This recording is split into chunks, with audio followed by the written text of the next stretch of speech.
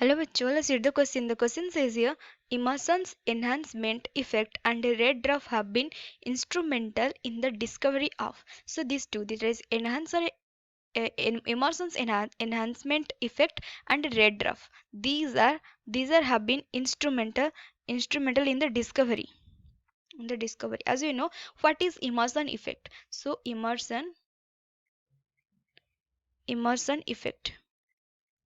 So this Emerson effect is the increase in the rate of photosynthesis.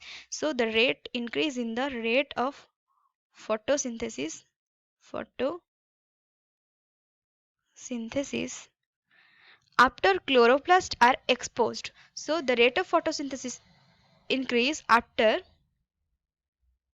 the chloroplast are exposed to light. These are exposed to light of wavelength, that is, this is having the wavelength 67 nanometer 67 nanometer, and that is it gives red light. 67 nanometer gives red and 700 nanometer, and it gives the far red light. And when simultaneously exposed to the light of both wavelength, to that is 670 and 700,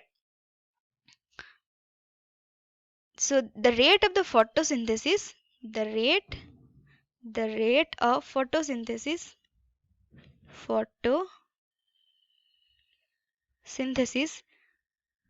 is far higher than the sum of the red light. This is far higher than the sum of red light and far red light photosynthesis rate, and for red light photosynthesis rate,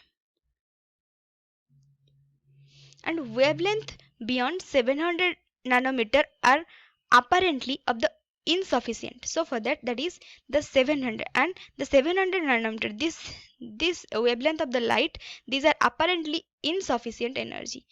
These are apparently of insufficient energy to drive any part of the photosynthesis. Insufficient energy. And this phenomenon and the whole phenomenon, that is the 700 nanometer and the rate of photosynthesis, the whole phenomenon is known as the red dwarf. This is known as red dwarf effect. And in the other word, that is there is a sharp decrease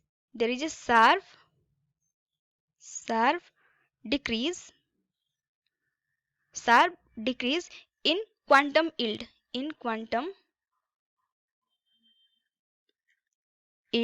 at wavelength is greater than 680 nanometer, and this decrease in the quantum yield takes place in the red part. This is takes place in the red part of the spectrum.